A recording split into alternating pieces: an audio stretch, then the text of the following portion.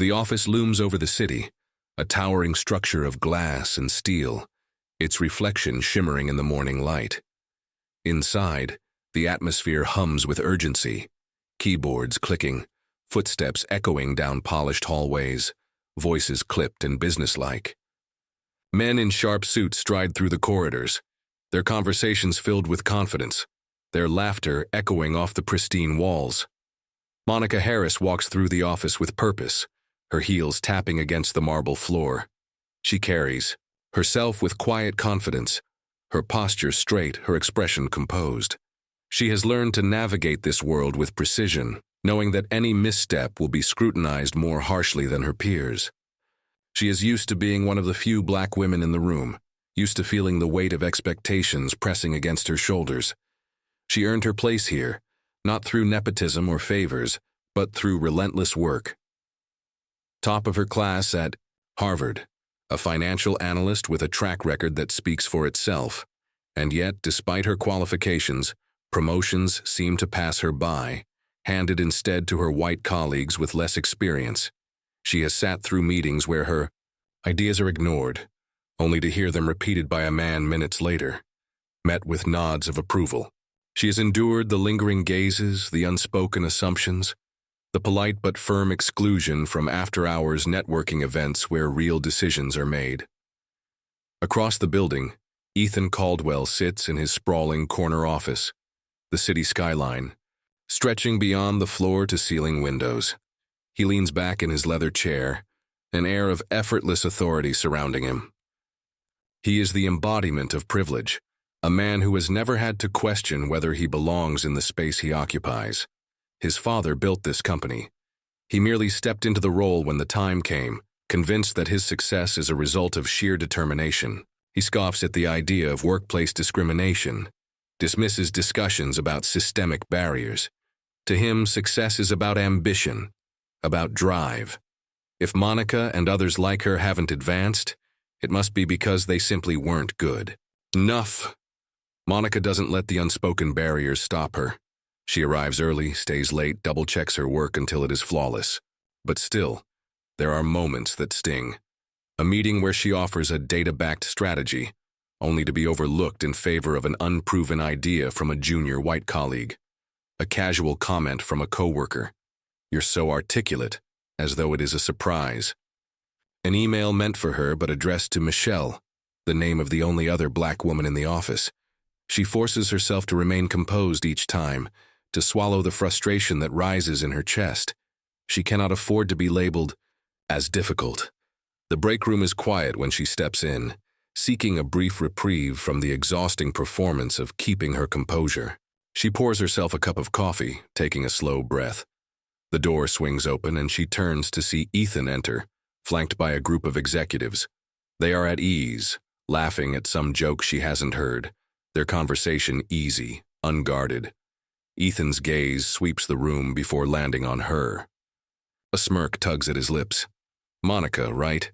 he says, his tone light, amused. "Could you grab us some coffee?" The laughter that follows is immediate, half amused, half awkward. Some of the executives glance at each other, unsure whether to join in. Others chuckle without hesitation. Monica's hand tightens around her coffee cup. For a brief moment, silence hums in her ears, drowning out the laughter. She can feel the heat rising in her face, the sting of humiliation settling. In her chest, she meets Ethan's gaze. His expression is casual, indifferent, as if he has said nothing out of the ordinary. She considers her response, weighing the consequences in the span of a heartbeat. She could say something, call him out, let the sharp edge of her words cut through the laughter. But she knows how this game works. A reaction would make her the problem, not him. Instead, she exhales slowly, forces a tight smile. "I think you can handle that yourself," she says, her voice even. Ethan raises an eyebrow, amused but unbothered, and turns back to his conversation. The moment passes, but the weight of it lingers. Monica watches them walk away, their laughter still echoing down the hallway. She straightens her shoulders, lifts her chin. She will not let this moment define her. As she leaves the break room, she makes a silent vow. This will not be the way. Her story ends. Monica sat at her desk, her fingers hovering over her keyboard, as she skimmed the email announcement. Another promotion. Another white colleague, this time Greg from sales, a man with barely 5 years of experience, had been named the new director of operations. She swallowed hard, pressing her lips together as a dull ache settled in her chest. She had outperformed Greg in every metric, yet here she was, still stuck in the same position, still waiting for recognition that never came. Her inbox pinged, a generic HR email about the company's commitment to diversity and inclusion. She scoffed under her breath. It was always the same. Press releases, statements, town hall meetings filled with empty promises. Yet the leadership board remained unchanged. The people in power all looked the same, sounded the same, moved in the same circles. She had done everything right, worked late, taken on extra projects, mentored junior employees, but it was never enough. At the next team meeting, she sat at the long mahogany table, surrounded by executives, analysts, and managers. Her heart pounded as she prepared to present her findings on an upcoming merger that could save the company millions. The moment she started speaking, she saw it. The way some colleagues leaned back, distracted. The way Ethan glanced at his phone.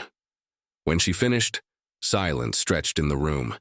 Then Jason, a mid-level manager, cleared his throat. "I think what we need is a more aggressive strategy," he said. Her stomach dropped as she listened. He was repeating exactly what she had just proposed, but now suddenly there were nods of approval. Ethan smiled. "That's exactly what we need to do," he said, pointing at Jason. Monica's hands tightened into fists beneath the table. She wanted to speak up, to say something, but what would it change? This was how it always went. If she called it out, she'd be labeled as difficult. After the meeting, she gathered her notes and started toward her office when a senior manager, Tim, approached her with an easy smile. "Hey, Monica, great work in there," he said. She forced a polite nod. "You know," he continued, "I never asked, where did you go to school?" She blinked, caught off guard. "Harvard," she said evenly. Tim's eyebrows lifted slightly, as if surprised. "Oh, wow, impressive," he said. "I mean, not that it matters, I just assumed you might have come in through one of our diversity recruitment programs." Monica felt the sting of his words. It didn't matter that she had outworked and outperformed many of her peers. To them, she would always be someone who needed a leg up, an exception rather than the standard. At the quarterly executive retreat, she wasn't invited. Not that she had expected to be.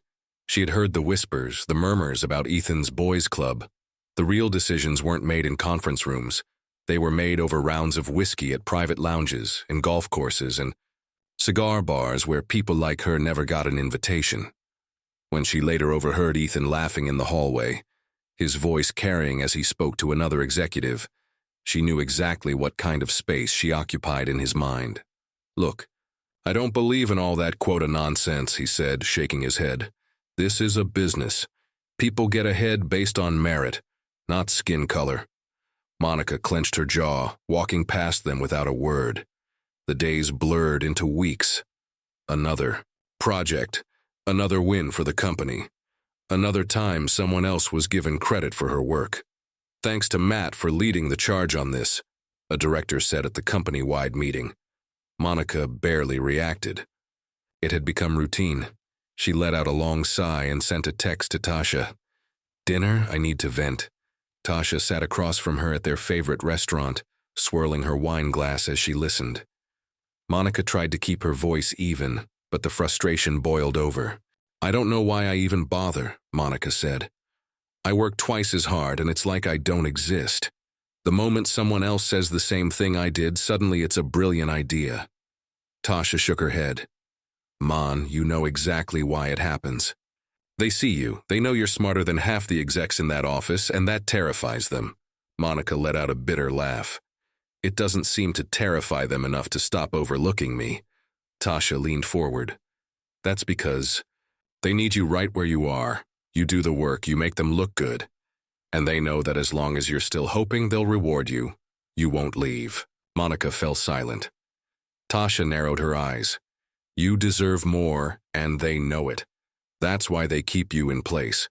The words settled in Monica's chest, heavy and undeniable. She had spent years proving herself in a place that never planned on acknowledging her. That night, she sat in front of her laptop staring at an open job application. A rival company was looking for a new executive. It was a risk. If she left, she would be walking away from everything she had built here. But what had she really built? A reputation? Respect? She inhaled sharply, then exhaled. Her fingers hovered over the keyboard. Then in one decisive motion, she typed her name, filled in her credentials, and hit submit. The air in the office crackled with tension. Employees gathered in clusters, their hushed conversations laced with speculation. Something big was happening. The sudden call for an emergency meeting had sent ripples of uncertainty through the entire company. Executives whispered in tense voices, analysts exchanged uneasy glances, and assistants stood frozen near their desks, waiting for confirmation of the rumors. Ethan Caldwell walked through the chaos with his usual air of certainty. He adjusted his cufflinks and smirked. Acquisitions happened all the time. Small firms swallowed up by bigger ones, restructuring, a few layoffs. Whatever this was, he was sure he'd come out on top. He always did. The conference room filled quickly, and soon, all eyes turned toward the front as the head of the board cleared his throat. His face was unreadable, but his tone was clear. As of this morning, our company has been acquired. Murmurs erupted instantly. Ethan leaned back in his chair, folding his arms. He had seen this coming, yet he wasn't concerned. He was Ethan Caldwell, CEO. Whatever company had taken over would know his worth. But then the next words cut through the air like a razor. The new executive leadership team will be introduced shortly, and I'd like to officially announce the new CEO of this company. The tension in the room thickened. Every breath was held, every muscle tensed. The board member inhaled slowly, then spoke the name that stopped time. Monica Harris. A gasp rippled through the room. Eyes darted to the front, then to Ethan, whose smirk vanished like smoke. His fingers gripped the edge of the table, his knuckles white. Monica stepped forward, composed, commanding. She scanned the room, meeting every shocked stare, every disbelieving whisper, every face that had once dismissed her. Then finally her gaze landed on Ethan. His expression shifted between confusion and disbelief, his lips parting slightly as if words failed him. Monica's voice was steady. I'm honored to lead this company into its next chapter. Ethan opened his mouth, but no sound came. His mind raced. This can't be happening. He turned to the board, searching for an ally, someone who would correct this, call it a mistake. But their faces were blank, their eyes already on Monica. A sudden shift in the room's atmosphere made the truth undeniable. The screen behind Monica flickered to life. A slideshow flashed. Ethics violations, diversity failures, the company's crumbling reputation under his leadership, headlines of discrimination lawsuits, employee testimonials, a growing public outcry. The board chair's voice was cool. Ethan, the damage is done. We can't afford another scandal. Ethan felt the walls closing in. He leaned forward, his voice low and urgent. This is a mistake. You can't just... The chair cut him off. You have two choices. Resign with dignity or face the consequences publicly. A cold sweat broke across Ethan's forehead. He had never felt powerless before, but now the weight of inevitability pressed against him. Later, in a private office, Ethan sat across from Monica, his fingers gripping the arms of his chair. Monica. His voice wavered slightly, but he forced his usual confidence. We can work something out, right? Monica met his gaze, her expression unreadable. He leaned in, forcing a chuckle. This is a power move. I get it. You've won. But maybe She raised a hand, stopping him. Do you remember the break room? Her voice was calm, controlled, but sharp enough to cut. Ethan blinked. What? Monica tilted her head slightly. You asked me to get you coffee. You laughed. They all laughed. Ethan shifted uncomfortably. Look, that was That was a moment, she interrupted. One of many. You never saw me, Ethan. Not as an equal, not as competition, and definitely not as someone who would ever sit in this chair. His throat was dry. But I don't believe in revenge, she continued. I believe in justice. She slid a document toward him. A severance package, she said. You leave quietly, or this company lays bare every unethical practice you've buried. His fingers hovered over the document. His pride screamed at him to fight, to refuse, to burn it all down rather than lose to her. Then he saw the fine print. One condition, public acknowledgement, an admission of bias, a commitment to advocate for diversity. Ethan exhaled sharply, swallowed what remained of his pride and picked up the pen. His signature bled onto the page, sealing his fate. Monica stood in the doorway, watching him leave. This time, when she walked through the office, heads didn't turn in dismissal but in respect. She stepped into the CEO's office, her office now, and placed her hands on the desk. Looking out over the city, she allowed herself one deep breath. She had not played by their rules. She had changed them. Monica walked through the office doors, her heels clicking against the polished floors. The weight of the moment pressed against her, but she carried it with steady confidence. Her first official day as CEO. A title that once felt like an impossible dream was now a reality. The office was unusually quiet, employees watching her with a mix of curiosity, uncertainty, and, in some cases, resentment.